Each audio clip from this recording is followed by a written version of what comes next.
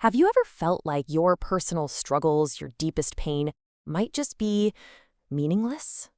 Well, what if they're not?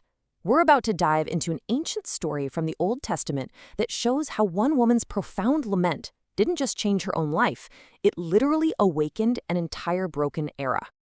Just let that sink in for a second. It feels so modern, right?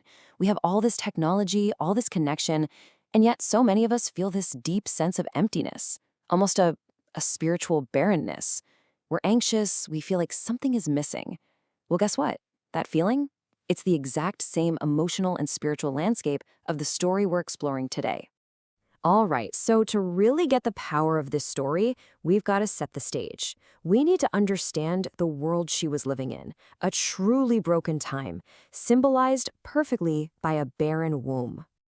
Now, this is so important to grasp. This wasn't just a political problem. This was a spiritual crisis. The real king, God, had been pushed to the side. And what happens then? Well, personal opinion becomes the ultimate authority for everything. It was a time of deep disconnection from a divine voice. And here's where we see this incredible metaphor at the heart of our story. You've got two kinds of emptiness that mirror each other perfectly. The whole nation of Israel was spiritually barren. They couldn't hear God's voice. And that massive national crisis is reflected in the deeply personal crisis of a woman named Hannah, whose womb was closed. So let's meet the key players in this drama because each one of them represents a different kind of dysfunction in this lost and broken age. So on one side, you have Hannah. Her name means grace, but her reality is just the opposite. It's shame and emptiness. And on the other side, Peninnah. Her name means pearl, and she has everything the world tells you to want. Kids, status, you name it. Peninnah is the perfect picture of the spirit of the age, a spirit that measures your worth by what you have, and then uses those blessings to make herself look good and to torture others. And it's not just her rival. The men around Hannah are also part of the problem. Her husband, Elkanah, he's a decent guy, but his comfort is so shallow. It just can't touch that soul-deep pain she feels. And then you have Eli, the high priest. He represents religion that's just gone numb. He's got the title, he's sitting at the temple, but he is so spiritually out of tune, he mistakes her desperate, soul-crushing prayer for just being drunk. But here's the real kicker. The story doesn't blame bad luck or biology for Hannah's pain. It says God had closed her womb. Now, that reframes everything. This isn't just a personal problem she needs to solve. It's a spiritual confrontation that forces her to deal directly with God. That closed door, it's actually an invitation. So all of this pain, all this misunderstanding from everyone around her, it drives Hannah to the temple in Shiloh. And there, she prays a prayer that is going to change the course of history. She prayed with mar nefesh, bitterness of soul. This wasn't just sadness or disappointment. This was a deep existential anguish. It's that feeling of being totally cut off from God, like you've been completely forgotten. It's a pain that hits the very core of who you are. And in the middle of this agonizing pain, she poured out her soul. The Hebrew word here is shafak. And get this, it's the same word used for pouring out a liquid offering at the temple. So this wasn't just her venting her feelings. It was an act of worship. She was offering her entire broken self to God as a sacrifice, holding absolutely nothing back. And in that moment of total surrender, her prayer just radically transforms. It starts with her personal need, right? God, give me a son.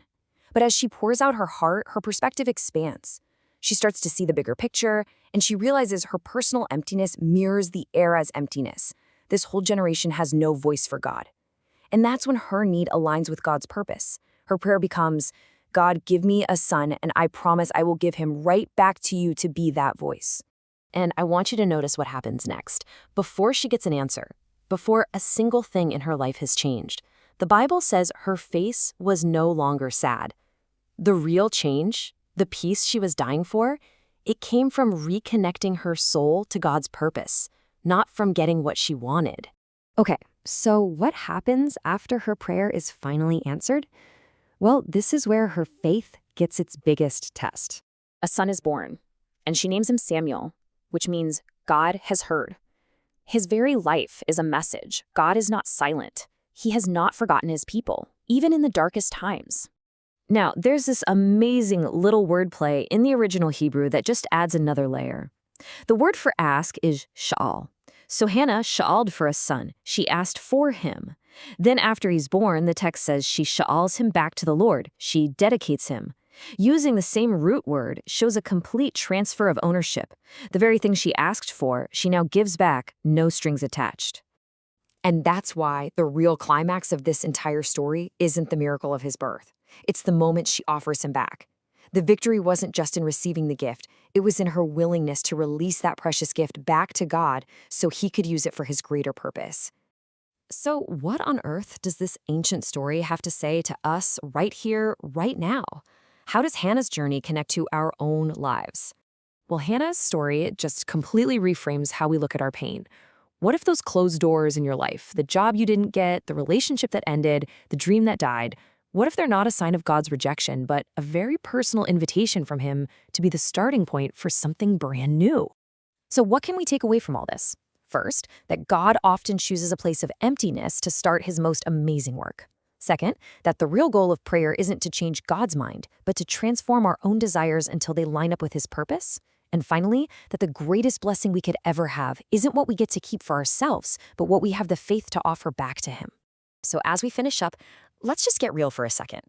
In your life, who or what is your penina? Is it a person? Is it comparison on social media? Are you spending all your energy fighting that rival, trying to prove yourself, instead of taking that pain straight to God? And what about your prayers? If you were to take an honest look, are they all about fixing your own problems? Or have you ever, like Hannah, dared to ask the bigger question, God, what do you want? What do you desire for this generation? And finally, think about the greatest gifts in your life, your talents, your family, your resources, your time. Are you holding on to them with a closed fist, like they're your possessions? Or are you holding them with an open hand, offering them back to God, ready for them to become part of a calling that is so much bigger than yourself?